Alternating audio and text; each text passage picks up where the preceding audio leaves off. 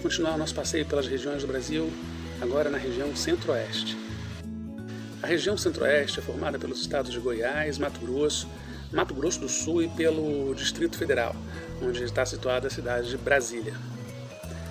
O clima que predomina na região é o tropical, com verões quentes e chuvosos e invernos frios e secos.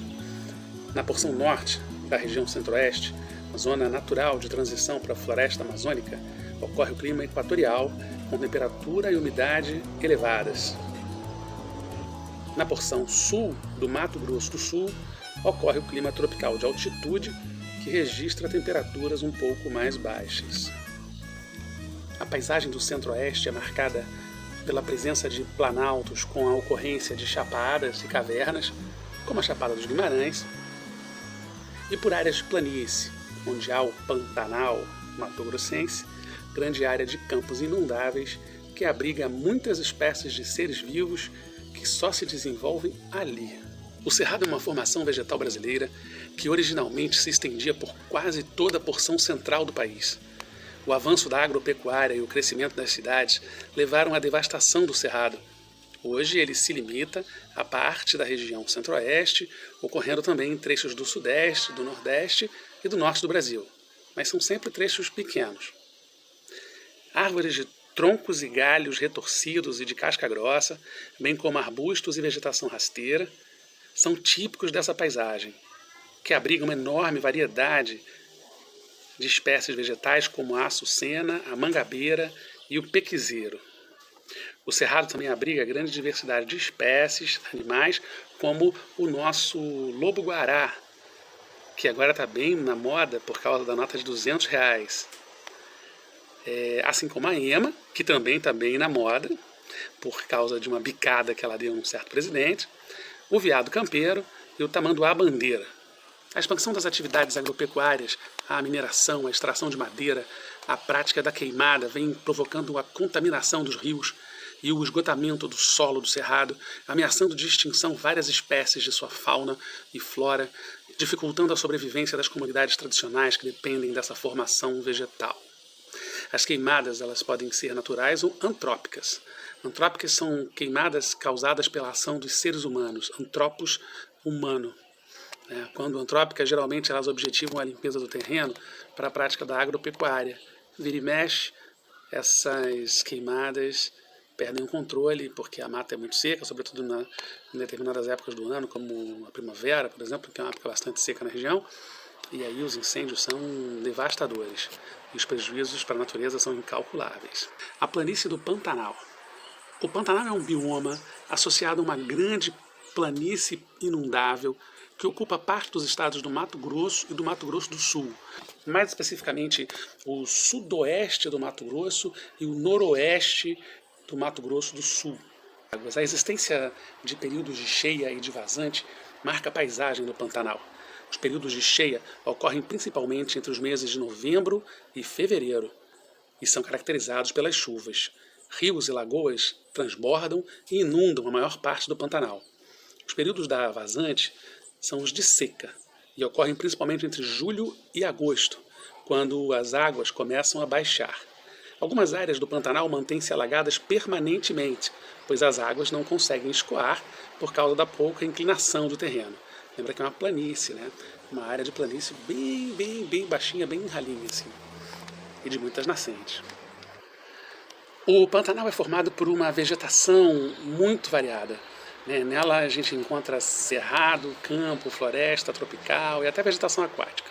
A fauna do Pantanal é constituída de várias espécies como o tuiuiu, a jaguatirica, a onça-pintada e o jacaré. O famoso jacaré de papo amarelo está extinto. Está em extinção, né? Mas o IBAMA vem fazendo um trabalho de recuperação ao longo dos últimos 20 anos extraordinário. Já temos uma quantidade razoável. Está em extinção, corre riscos, mas tem uma quantidade suficiente por aí. A biodiversidade pantaneira atrai muitos visitantes e contribui para o desenvolvimento do turismo na região Centro-Oeste, é onde mais se desenvolve o ecoturismo no Brasil. A região Centro-Oeste é a segunda maior região do país. Apesar disso, é a menos populosa, com pouco mais de 17 milhões de habitantes. Sua densidade demográfica é de apenas 10 habitantes por quilômetro quadrado. Antes das primeiras expedições dos europeus, a região já era habitada por diferentes povos indígenas, como os Kaiowá e os Bororó. Fluxos de população europeia mais intensos só aconteceram a partir das missões religiosas e com os deslocamentos dos bandeirantes no século XVI. Mais tarde, no século XVIII, a descoberta do ouro atraiu muitas pessoas. Povoados foram fundados e com o tempo transformaram-se em cidades, como é o caso dos municípios de Goiás e Pirenópolis, no estado de Goiás. Cidades históricas, belíssimas. Goiás, ou Goiás Velho, é de onde vem a poeta Cora Coralina. Vale a pena conhecer a poesia dela. A partir de 1960, ações governamentais promoveram maior desenvolvimento de infraestrutura, de integração e transporte entre a região centro-oeste e as demais regiões do país. Ao longo das rodovias, formaram-se novos povoados que depois deram origem a outros municípios. Nesse período, a região recebeu muitos migrantes do sul e do sudeste para trabalhar principalmente na agropecuária. Brasília, um capítulo à parte na região centro-oeste. A cidade de Brasília, a atual capital do Brasil, está localizada no Distrito Federal, onde fica a sede do governo brasileiro. Brasília é uma cidade administrativa, planejada e construída para ser sede de órgãos públicos do governo federal, como o Congresso Nacional e os ministérios. É em Brasília que o presidente da República e seus auxiliares, os seus ministros, no caso, administram o Brasil. A partir de 1957, a construção de Brasília moveu um grande contingente de trabalhadores vindo de todas as partes do país e incentivou a abertura de estradas que ligaram o centro-oeste às demais regiões. A sua inauguração aconteceu em 21 de abril de 1960, quando a cidade assumiu o papel de nova capital do Brasil, sob o governo de Juscelino Kubitschek. Os trabalhadores que construíram Brasília com suas próprias mãos, que eram muitos vindos, sobretudo do Nordeste, do Norte e do interior de Minas, a eles foi dado o nome de candangos, que hoje em dia é uma forma popular de se chamar aquele que é nascido em Brasília, que na verdade é brasiliense. Mas quem nasce em Brasília a gente termina de forma meio pejorativa chamando de candango, porque tinha um nome, porque esse nome era pejorativo mesmo. Assim, candango era um termo usado pelos africanos escravizados, era um termo dado por eles aos portugueses, que significava, em alguma língua africana, coisa ruim, significava ordinário, ruim, e acabou pegando para os trabalhadores esse termo e de uma forma muito curiosa, acabou simbolizando o nascido em Brasília. Então, os nossos queridos nascidos em Brasília, além de serem brasilienses, são candangos. A economia do Centro-Oeste, muitos fazendeiros paulistas, paranaenses e catarinenses implantaram fazendas no Centro-Oeste, expandindo a nossa fronteira agrícola, gerando o crescimento demográfico da região, principalmente nos anos 70 e 80. Atualmente, a agricultura e a pecuária são as principais atividades econômicas do Centro-Oeste. Lá que estão as maiores plantações de soja do mundo, não é nem só do Brasil, do planeta Terra. O maior produtor do mundo de soja é o Brasil e boa parte da plantação de soja brasileira está no Centro-Oeste. Os cultivos de soja, como eu disse, milho, arroz, cana-de-açúcar e algodão, também são muito potentes nessa região. Geralmente essas culturas desenvolvem-se em grandes propriedades monocultoras. O que são propriedades monocultoras? São aquelas propriedades, aquelas fazendas, onde se pratica um só tipo de cultivo. Se eu planto só arroz, eu vou ficar rico, porque o arroz está caro, mas se eu planto só um produto, só arroz, estou brincando, se eu planto só arroz, eu tenho uma monocultura de arroz. Se eu planto só café, eu tenho uma monocultura de café e assim por diante. Apesar de sua importância econômica, a agropecuária representa a ameaça aos direitos dos povos tradicionais e à preservação ambiental ao exercer pressão para ocupar territórios legalmente protegidos. É muito comum os crimes ambientais e crimes que envolvem assassinatos e extermínios de grupos indígenas como um todo, expulsão da área em que eles nasceram, foram criados a vida inteira. Nessa guerra pelo dinheiro, há muito pouco respeito pela vida humana.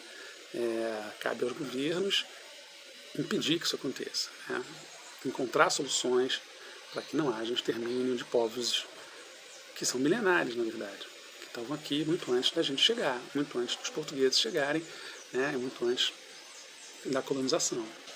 Os principais recursos minerais explorados em grande escala na região centro-oeste são o níquel, o ferro e o manganês. Os garimpos de ouro e diamantes também são atividades que se destacam na região, mas longe de chegar perto do que acontecia lá 3 ou 4 séculos atrás.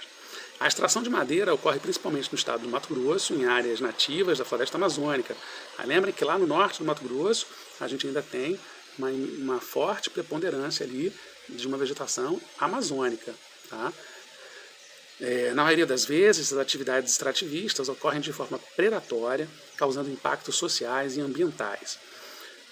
O fruto do pequi, por exemplo, bastante utilizado na culinária da região, é um exemplo de extrativismo vegetal sustentável, porque é base da culinária ali daquela região de Goiás, do Mato Grosso, e eles conseguem plantar o pequi e usar o pequi, que é uma fruta típica daquela região.